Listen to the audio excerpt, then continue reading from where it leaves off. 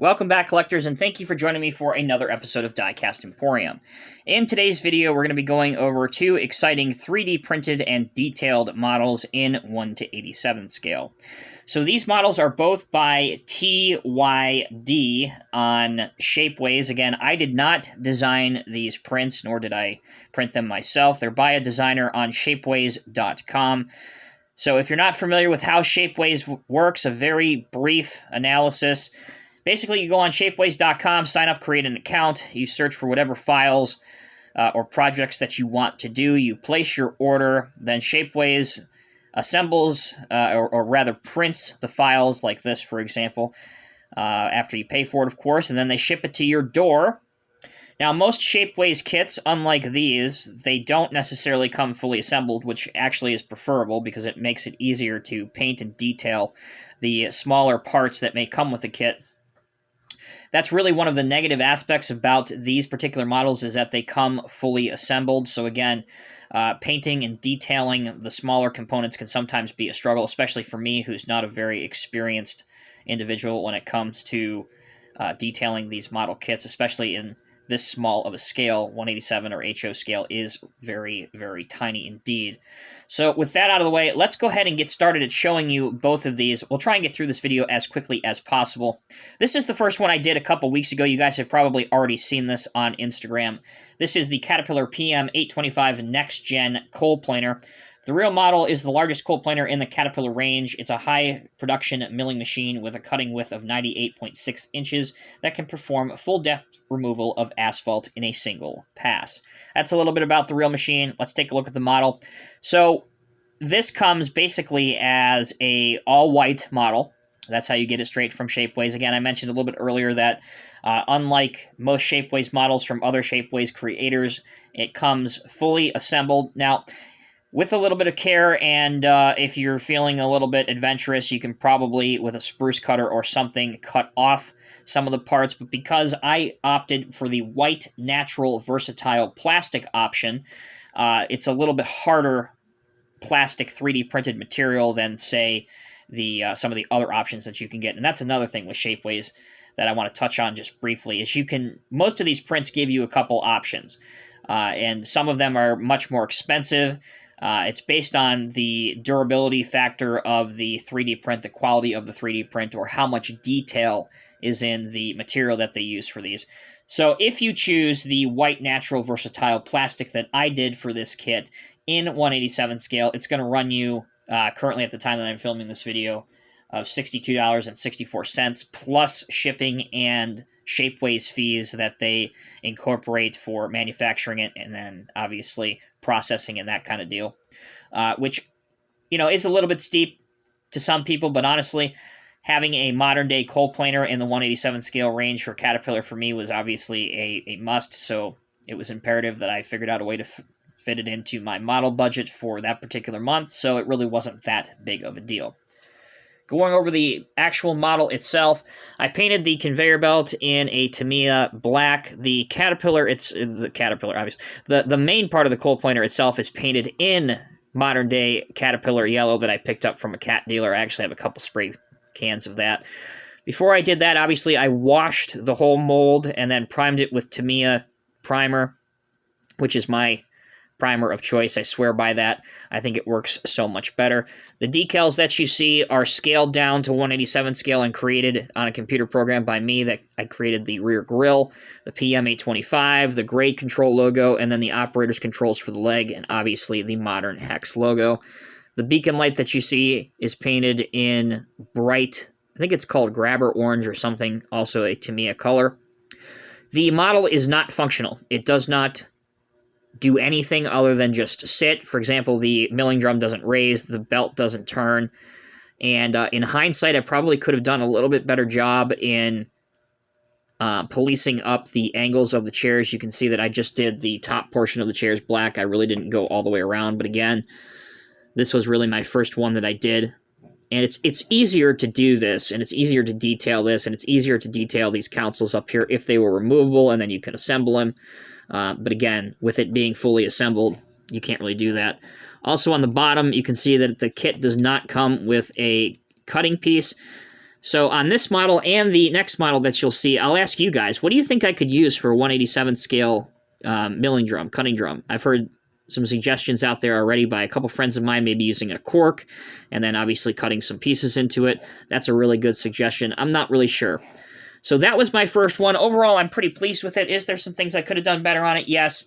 But overall, I mean, the closer you look on it, is there, a few mistakes that you can see? Yes. But again, for my very limited experience when it comes to Shapeways models, I've only been doing Shapeways models for a little over a year now. I'm pretty pleased with it. Also, one thing I do want to point out, I didn't really, and it's surprising that I didn't notice that, but it didn't really occur to me that these pieces right here, for whatever reason, are not supposed to be on the model. I guess they're parts that you're supposed to separate when you get it, which didn't really occur to me because it's supposed to be a finished model by this guy, this TYD guy, meaning that, again, most Shapeways models will come in a kit form, so there's naturally going to be some pieces of the spruce that you have to separate. I just thought it was, hand and grab rail pieces or safety railings, so I kind of just left it up there. I thought it gives it a pretty good look. At some point, I may come in there and snip those off, but honestly, there may be some of you that are watching that really didn't even notice that until I pointed it out.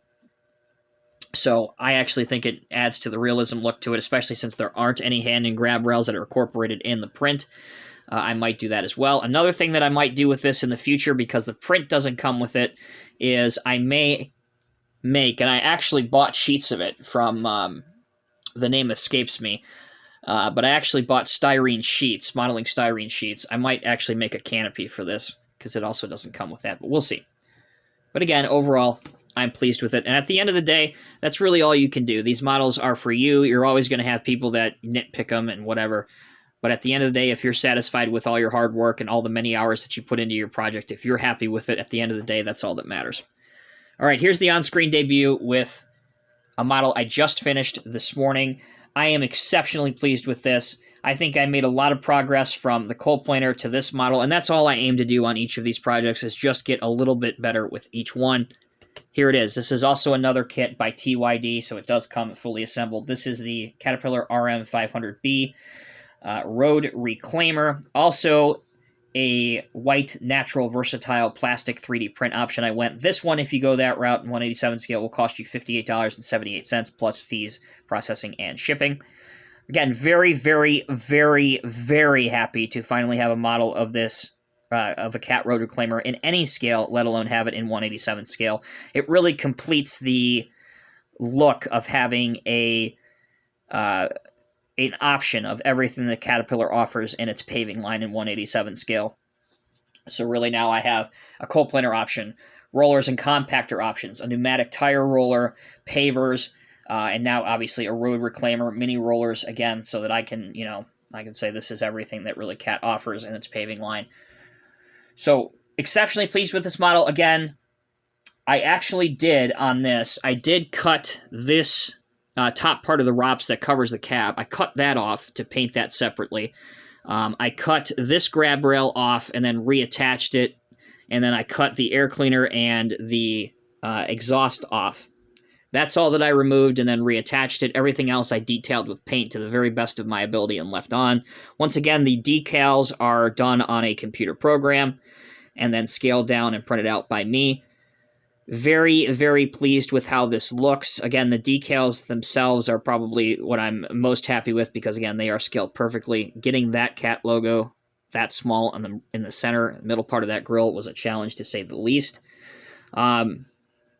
Also, it may be such an easy oversight, and it may seem like it would be so simple to you guys, but again, the fact that the tires come assembled on this and you can't take them off to detail it, that's a nightmare, because you got to be sure you're not getting black paint where you don't want it to be. You have your emulsion systems on here for both water and, obviously, as I said, emulsion, which are your hose lines and everything, depending on what you're doing. That all had to be detailed separately. You have your hydraulic lines here. It's very difficult to do any of these kits when nothing separates. Turning our attention towards the cab, I actually posted this on a 1/87 scale HO group on Facebook, and I appreciate everybody that contributed and gave me suggestions. I ultimately decided, because this machine doesn't have a ROPS and because it actually has a cab, based on my limited experience and what I felt comfortable with at this stage, I decided just to do the glass in a silver slash gray tint. From a distance, it looks decent and passable. If I feel up to it at some point later on and I get a little bit more comfortable, my ultimate goal is to take detailed reference photos of these if I see it in the real world, or maybe if I go to a cat dealership near me and they actually have one of these in the yard and they'll grant me permission. I'll take some reference photos from inside and outside of the cab and then make those into sticker decal paper and then print those off where it's a reflected surface of the interior of the machine facing outwards. I think that would look incredible, but again, that's much easier said and explained to you guys than actually done in theory at my current experience and what I feel comfortable with doing. But again, in terms of the print and the level of detail that's in here, I do have to give it to this TYD guy. Also, both of these models were not available in HO scale initially. These were very small files. They were like 220 scale, and I think 1/60th was his initial biggest scale he offered. I sent him a message, and kudos to him, and I would be remiss if I didn't mention this in this video by the time it's over. I reached out to him on Shapeways, I explained to him who I was, and he graciously agreed to upscale both of these kits to 1/87 scale for me, and now for you guys and anybody else that wants to purchase them, both of these are now available in HO scale on Shapeways in 1/87 scale. So that'll do it for this video. I really appreciate you guys watching. I'm exceptionally pleased with both of these. You guys let me know down in the comment section below what you think. Again, overall, I am just so happy to have a Road Reclaimer in HO and 1/87 scale. It's been years in the making to finally have a cat model of one of these machines, and I'm very pleased with it. I definitely think I made some pretty significant inroads with this project, and like I said, I just hope to get better and better with each one of these that I do in the future. As always, I'm Tommy with Diecast Emporium. Thank you all so much for watching. Until next time, take care and be safe, and I'll see you in the next review.